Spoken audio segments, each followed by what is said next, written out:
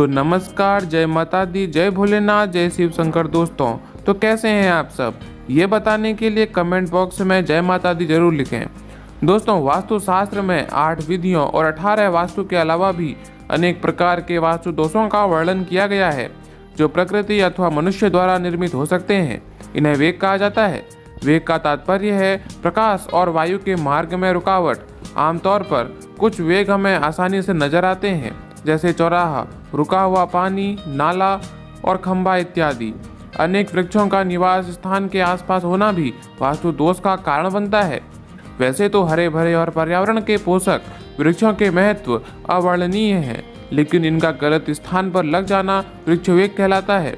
भवन के मुख्य प्रवेश द्वार के सामने किसी भी प्रकार का वृक्ष होने से वृक्ष वेग उत्पन्न होते हैं। वास्तुशास्त्र के अनुसार ये पेड़ घर के सामने हो तो मकान मालिक को ना घर का और ना घाट का वाली स्थिति में रखते हैं और उसका कई कार्यों में नुकसान भी करवा देते हैं। तो चलिए जान लेते हैं हमारे द्वार के सामने कौन सी चीज़ें और वृक्ष नहीं होने चाहिए।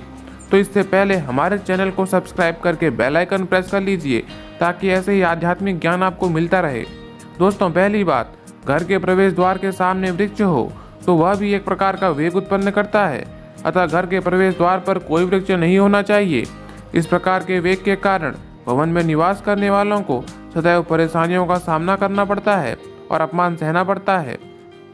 दूसरी बात, द्वार के सामने कोलू, खंभा, मंदिर अथवा कील हो तो ये भी द्वार के लिए शुभ नहीं माना जाता है। तीसरी बात, मुख्य द्वार के सामने कुआं, हैंडपंप अथवा पानी की टंकी हो तो मानसिक असंतुलन बना रहता है और घर में हमेशा ही धन की कमी बनी रहती है।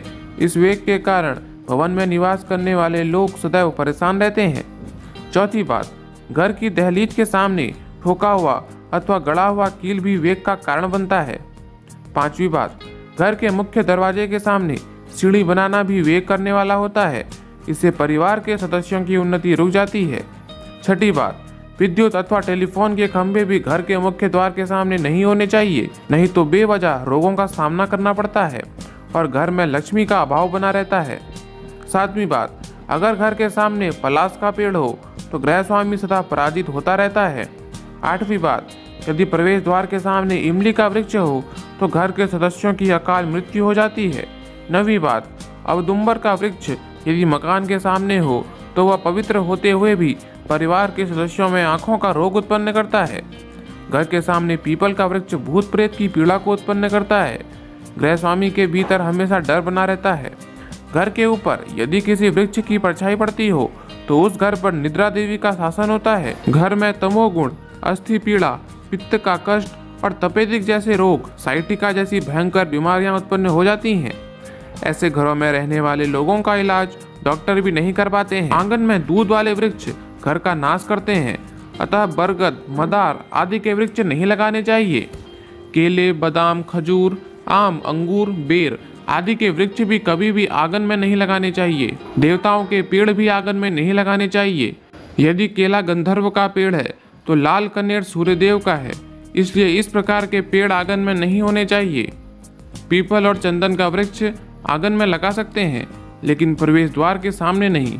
तुलसी का पौधा अवश्य लगाना चाहिए घर की पश्चिम दिशा में, पीपल का वृक्ष पूर्व दिशा में, बरगद का वृक्ष दक्षिण दिशा में, गुलर का वृक्ष एवं उत्तर दिशा में केत का वृक्ष लगाने का संकेत वास्तुशास्त्र में मिलता है। बरगद जैसे बड़े वृक्ष की जड़ घर की नींव में जाकर उसे नुकसान पहुंचा सकती है, इसलिए उसका घर के निकट होना अशुभ कारक होता है। तुलसी, चंदन, पिपरामूल के पेड़ लगाने की आज्ञा वास्तुशास्त्र जरूर देता है। आंगन में धनिया लगाने से गृह स्वामी को स्थान परिवर्तन करना पड़ता है। यदि वह नौकरी पेशा हो तो उसका तबादला हो जाता है। तो दोस्तों इस प्रकार से आप अपने घर के मुख्य द्वार के सामने ऐसे पेड़ ना लगाएं। तो अगर आपको वीडियो पसंद आई है तो इसको लाइक जरूर कीजिए, चैनल को भी सब्सक्राइब करके बेल आइकन ऑन कर दीजिए। तो अब हम मिलेंगे अगली वीडियो में, तब तक के लिए राधे राधे।